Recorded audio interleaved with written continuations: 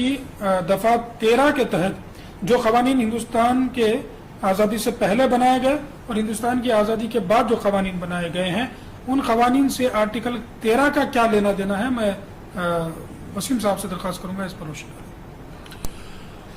देखिए, जब इंडिया आज़ाद हुआ उससे पहले तो ब्रिटिश गवर्नमेंट इंडिया को रूल कर रही थी।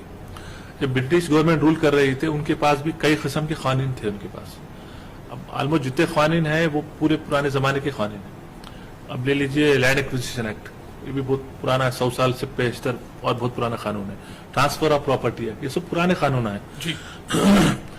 तो जब इंडिया आजाद हुआ, जब कॉन्स्टिट्यूशन बना, तो एक आर्टिकल 13 इसमें इंसर्ट किया गया जी कॉन्स्टिट्यूशन में। इसमें आर्टिकल 13 में ये बताया गया है, अगर कॉन्स्टिट्यूशन बनने के बाद अगर पुराने कानूनों में अगर ऐसा कोई सेक्शन, ऐसी कोई चीज है जो प्रेजेंट कॉन्स्टिट्यूशन के हिसाब से सिटीजन के फंडामेंटल राइट्स के साथ टकराती है, इसको कुछ इफेक्ट करती है, तो वो कानूनों को, वो हिस्से ऑफ द कानूनों को उसको रिपील कर देना चाहिए, वॉइड कर देना चाहिए।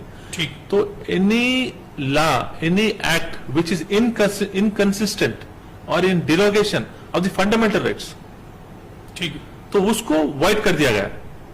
तो अब अपने दस्तूर के हिसाब से अपनी गवर्नमेंट अपने हिसाब से अपने सिटीजन को क्या होना, गवर्नमेंट से बेहतर किसी को नहीं मालूम है।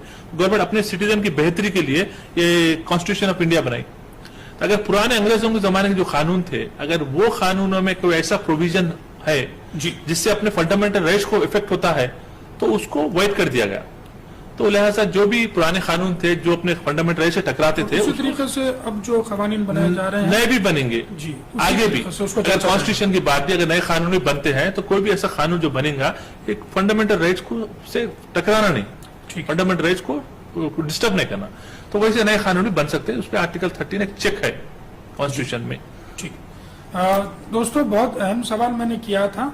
बहुत सारे लोगों को, तकरीबन हिंदुस्तान के बहुत सारे लोगों को ये शिकवा और गिला होता है कि हम अंग्रेजों के बनाए हुए कवानीन पर जो है आज तक चलते आ रहे हैं, क्यों हमने अपने कवानीन नहीं बनाए।